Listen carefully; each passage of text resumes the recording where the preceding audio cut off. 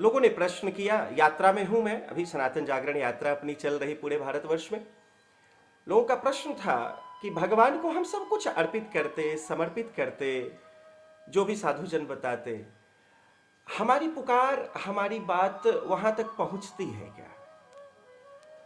मेरे कुछ प्रश्न हैं, इस प्रश्न से आपका उत्तर मिल जाएगा। पहली बात, आप क्या चढ़ाते हैं भगवान को? अपना क्या चढ़ाते हैं? आप महादेव को जल चढ़ाते, जल आपका अपना नहीं, उसी परमात्मा का दिया हुआ है। आप बेलपत्र चढ़ाते, बेलपत्र आपका नहीं है, उसी परमात्मा ने बनाया है। आप पुष्प चढ़ाते, पुष्प आपने नहीं बनाया, आपका नहीं है, उसी ईश्वर का बनाया हुआ है। आप भगवान को अपना क्या चढ़ाते? उसी की दी हुई चीज, उसी की बनाई हुई चीज, उसी को समर्पित करके, और आप सोचते हैं आपने बहुत बड़ा कार्य कर लिया है, बहुत कुछ अर्पण कर दिया है भगवान को, और अब तो भगवान को मेरी बात सुन ही लेनी चाहिए। ये तो बेईमानी है। उन्हीं की चीज उन्हीं को देकर आप चाहते हैं कि वो प्रसन्न हो जाए। आपने अपना क्या दिया? ये सब कुछ तो उसी का है। आपका अपना क्या है? आपका अपना है आपका प्रेम। क्या आपने प्रेम अपना परमात्मा को दिया? क्या आपने अपना समर्पण परमात्मा को दिया?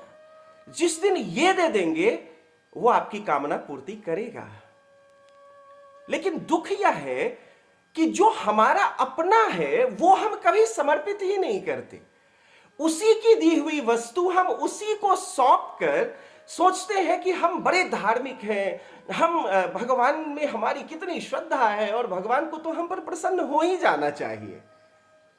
ये बेईमानी है, ये ध्यान रखिए। मैं अक्सर कह देता कि आप सभी बेईमान भक्त हैं। ये बेईमानी नहीं है क्या?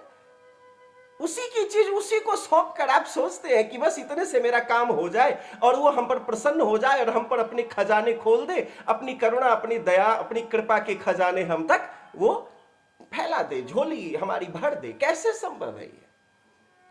अपना कुछ सौंपिए उसे। क्या? अपने हृदय का प्रेम उसे सौंपिए, वो आपका है। आप अपना हृदय का प्रेम उसे सौंपिए, अपनी श्रद्धा उसे सौंपिए, अपना समर्पण उसे सौंपिए, और फिर देखिए वो कैसे प्रसन्न होते हैं। फिर देखिए वो अपनी करुणा, अपनी दया आप पर कैसे लुटाते हैं, कैसे उसकी बरसात, उनकी कृपा की बरसात आपके ऊपर होती है।